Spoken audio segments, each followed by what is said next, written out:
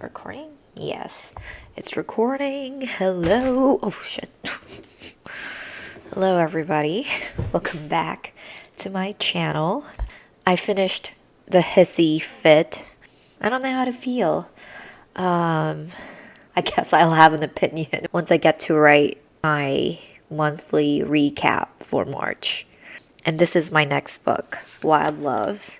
I watched like a book club podcast on YouTube, and they were having so much fun reading this book. So I remember it's very spicy, according to them.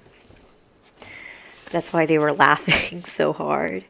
I don't like novels with that much spice or smut. Yeah, that's next. Update on my embroidery. This is my third one. I'm finally embroidering it in the right way. The back is as messy as always, but I think it's coming together well. It's time to begin the monthly recap. So here is my list. So I consumed, I guess, 24 in total. 16 dramas. No, is this correct?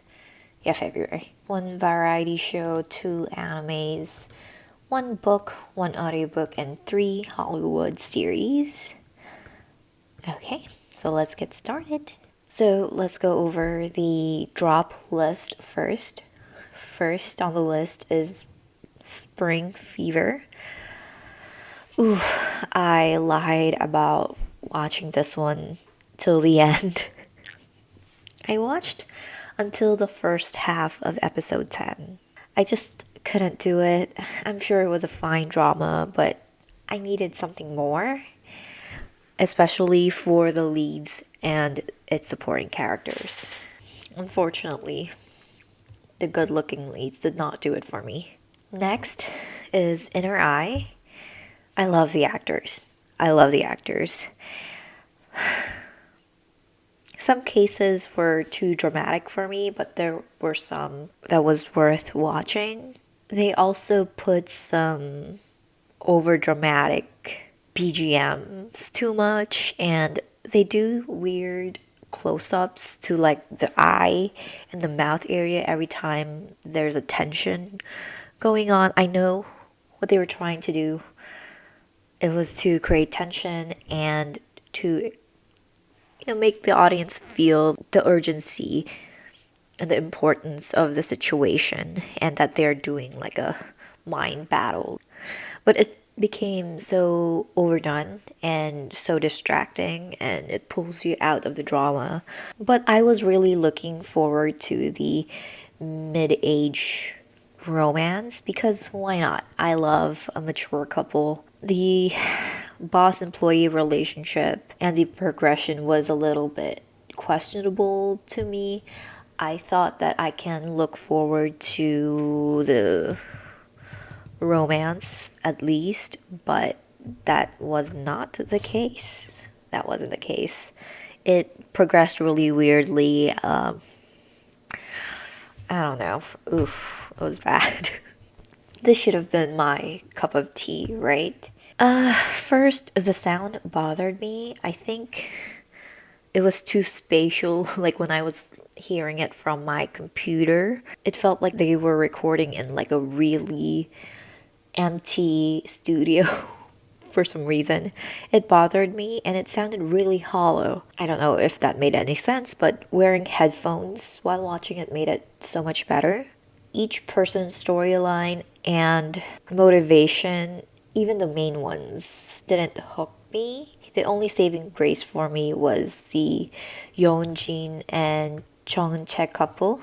This lady and this guy, they looked like a good looking couple to me. But they had very little screen time, and by the direction it was going, it seems like our guy would be the leader of some sex trafficking ring. I might be wrong, but he's involved with whatever they are going after somehow. Because when they tried to hack the app, they mentioned the AI and how expensive and rare the deep learning AI is, and our guy owns Oh, shit.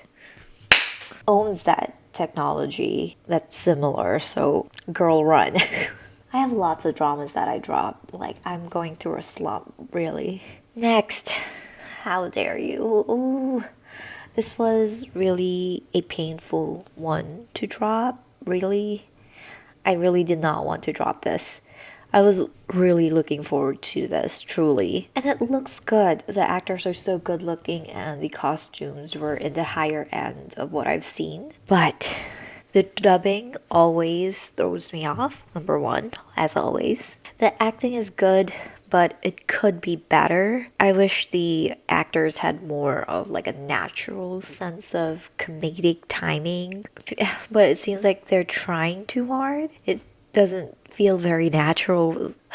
Well, I guess that's the fault of the director too, for not being able to create those comedic scenes properly. And I think it was just too much keeping up with the whole thing.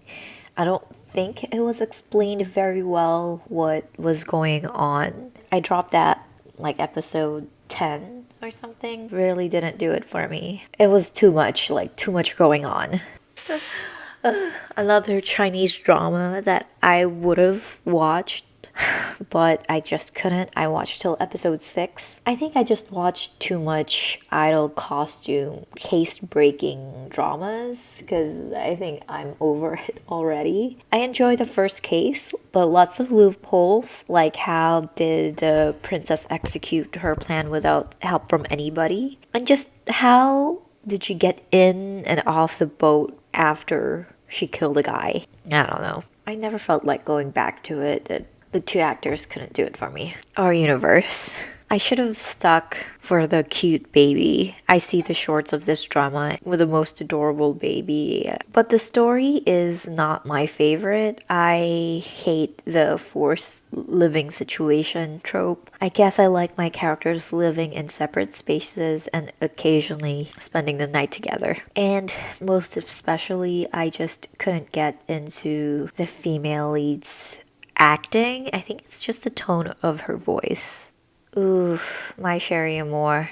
As you can see, it's on my constant rotation of favorite couples right here. I just used to watch this whenever I needed a feel-good drama, but I guess I need to take it off my rotation for a while because I think I memorized everything that's going to happen, but I think the chemistry was still good. They're one of my favorite couples ever. All right, moving on to the completed shows. First is My Page in the 90s. I really enjoyed it. Chen Jingshu and Wang Yuan, the vibes were there. Their chemistry was great. I loved how they went with the whole consequence for the female lead not getting her mission done, but I think they could have made the yearning and the pining from female lead's part more during the time the male lead couldn't remember her. I think they could have played with that more. I like that the male lead caught on why the female lead was sad, even though that they were finally together, and the fact that they let go of each other despite whatever they feel. They let each other go so that their worlds would not fall apart. And I like the second lead couple. I just wish that we had more background on the characters on the book. I made a detailed review on this, but I still haven't filmed it. I filmed 2 other reviews, but it's not going anywhere. So my rating is 8 out of 10. This is my first Brazilian show. The YouTube edits made me want to watch this. I saw the most attractive people on screen. You have to watch this drama. It was, it was so good. I did not expect that many nudity. Not sex scenes, but butts. Like butts of male actors. And the breasts of female actors. The mountain scene where they finally slept together, just wow. The whole execution and the whole vision. I see it. I see it. It was very special. The side characters were fun. they were very over the top, especially our prostitutes. Sometimes I felt like they got too much screen time compared to our leads. But they warm up to you. The chemistry was fire. Oh my god, I could watch them forever. And the power of the story, the forbidden love, the constant push and pull. Mostly pull from the female lead and push from the male lead, but still, it was so delicious. Oh my god. I also loved how they took time to build the characters before actually going into the actual romance. They did not meet until like the 10th episode, if I remember correctly, and each episode was like an hour each. They only heard about each other, which built up the tension and the dopamine release when they actually met. Oh, that scene. Oh my god. And I love how that whole scene played out. Just absolute cinema. I wish that the political thing in the background didn't take that much screen time like the other supporting characters did and allocated that to the leads. But since it's my first Brazilian telenovela, I found it interesting. I never knew Brazil had that background. So, yeah, this is why watching dramas is not a waste of time sometimes because you learn about history and things. Yes. Next, The Guilty. I really liked it. I'm glad I watched it when it all aired because I think this is a perfect binge drama. The acting was good, it was predictable, but very well executed. No complaints. No complaints. I knew that the guy will die. I knew it. I knew it will be a tragic love story. Next, No Pain, No Gain. I really love this one, really. Each character was unique and had their own quirks. It was the only drama that I looked forward to during my whole drama slump. This was so fun in the very beginning, and it eased into the more serious part, like at the very end, but it didn't last long. So, yeah, it didn't weigh the drama down that much. And props to the cast and the production for pulling this off because I had doubts when I read the whole plot of the show in the beginning, but wow. I wish that they played on the couple idea more. Ooh, Art of Sarah. I really liked it. Shina-san just killed in this role. She was playing one character with different faces because people that know her remember her differently. She put on different personas for different people. And she pulled it off. Even with the different versions of the character, it felt cohesive, right? You can still feel like it's the same one character.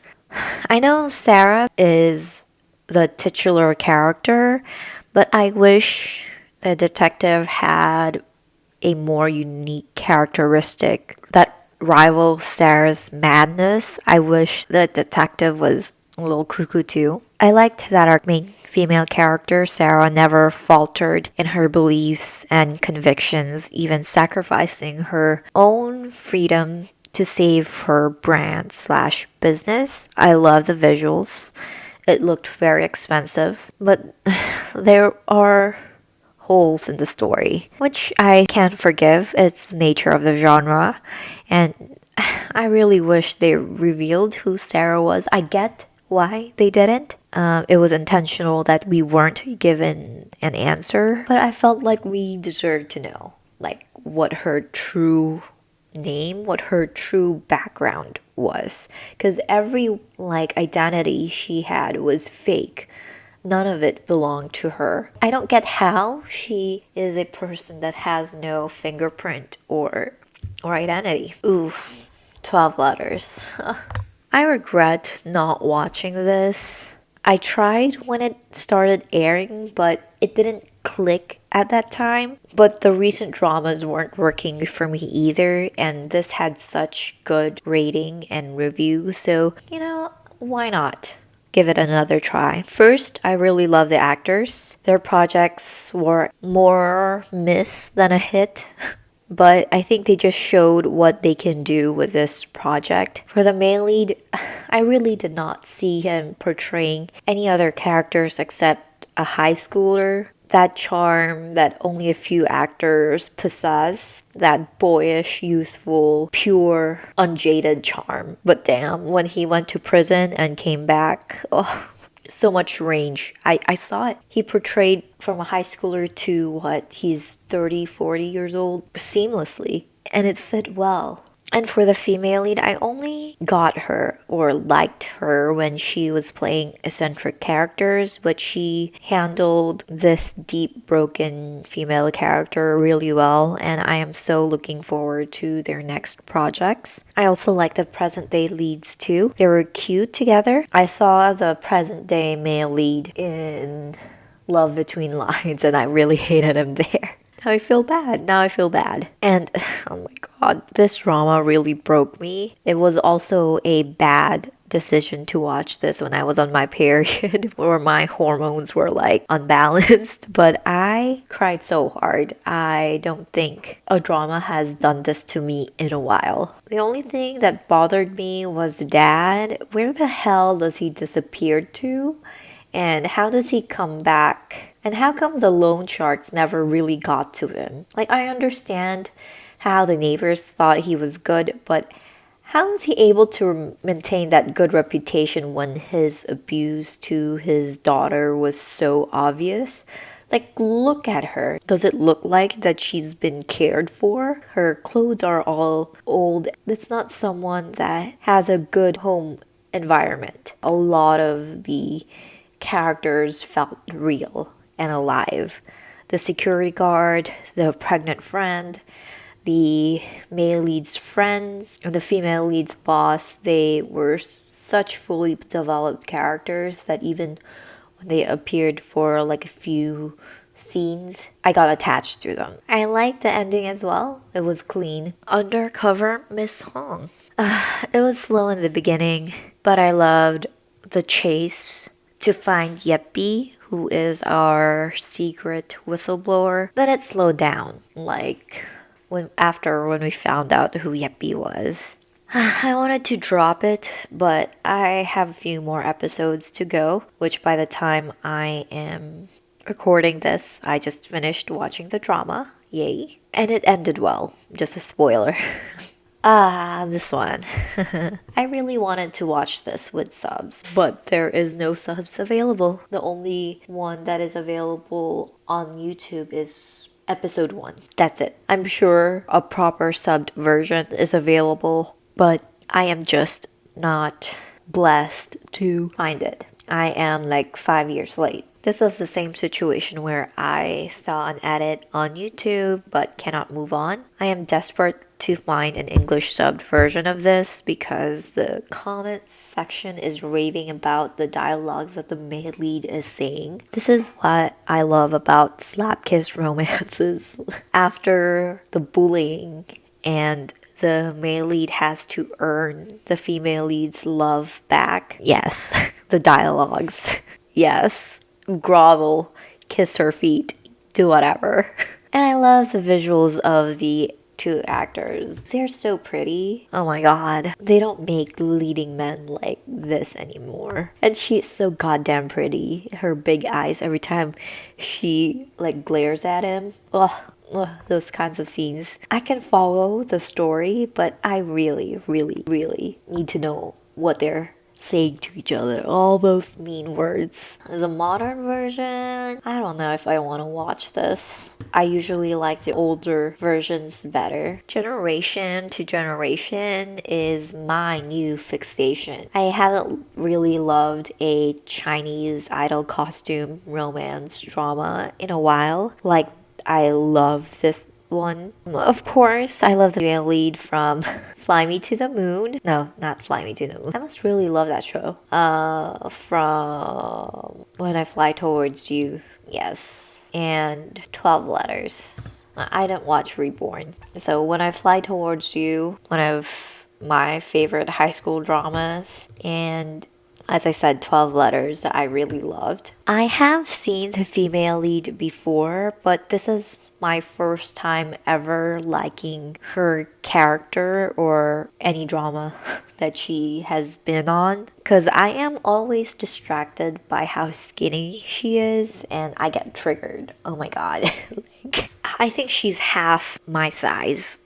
I think the one that triggered me the most is her drama with Song Wei Long. What was it? Youthful Glory. Yeah, she triggered me so hard because her costume was like transparent on the arm and you can see her bones. I'm not hating on her, but yeah, it was hard to watch. And they have such a nice chemistry. I love the whole Romeo and Juliet story that was passed down from generation to generation, if you get it.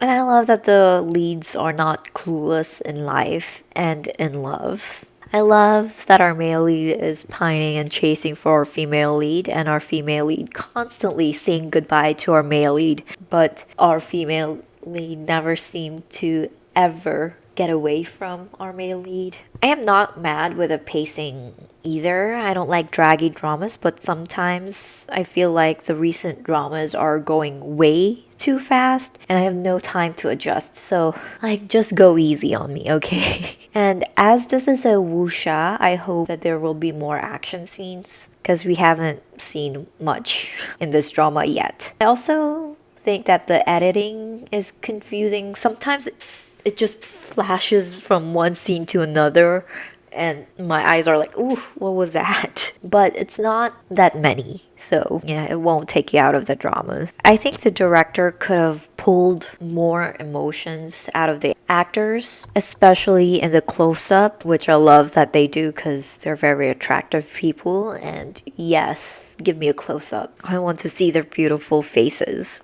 Why not? In the shots where they're getting the reactions of the characters could have been better. And I don't think it's the actor's fault that it's lacking. Please Take Care of My Refrigerator season 2. It only aired like 2 episodes this month or 3, and then I did not watch the latest one. It really frustrated me. I'm guessing it was because of the Olympics, but why take the slot of my happy show? Anyways, yeah, I watched this one. Jujutsu Kaisen 0. Ooh. I was bored, okay, at work, and I was looking for something to watch, and Jujutsu Kaisen is my only anime fixation. This is as good as I remember it to be. Probably gonna rewatch it sometime again in the future. Jujutsu Kaisen Season 3. Again, my fixation. Slow, but very entertaining. But we're getting to the good action now. And I dread the days that I have to wait for new episodes to air because I need it. The Love Hypothesis. I finally finished reading this. Loved the interactions between both the leads. It got predictable who the antagonist of the story would be. I don't know. How much did I rate this? I gave this a 7. Yeah, I gave this a 7. A Night to Surrender.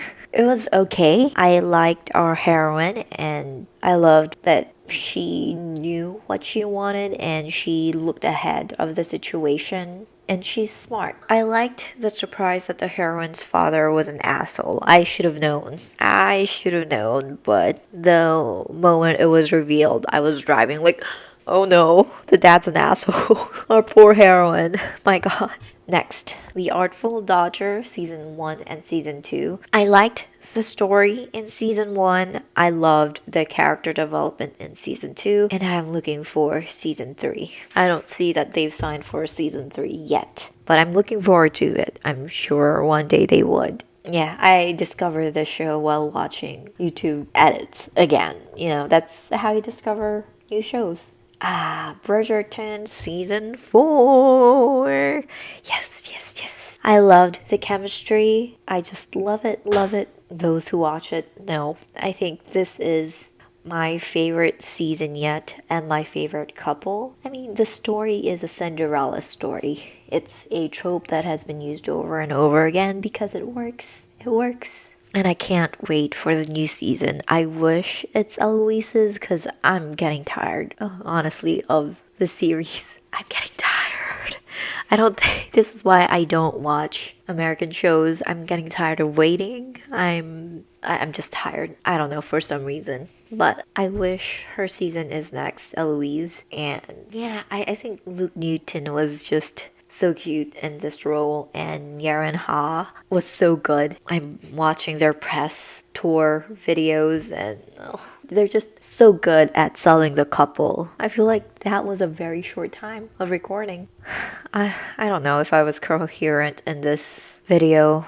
I'm tired. I didn't sleep till like I think 6 in the morning today because I've been watching a older Korean show. Again, I got it recommended from a channel that summarizes older dramas. And I've been watching Attic Cat and I just finished it. I think at some point for me it got very repetitive. I guess let's go over my current list. So I'm still watching Generation to Generation, Practical Guide to Love. I'm disappointed. I'm sorry. Undercover Miss Hong, which I finished this morning. In Your Radiant Season, which is my current favorite right now. And Siren's Kiss. Hold on, I still gotta add. I finished watching Fai Long and then Attic Cat. Cats on the Roof. Please take care of my refrigerator. Those are my current. Oh, I also watched like one episode of Jesus drama. Boyfriend on Demand, was that it?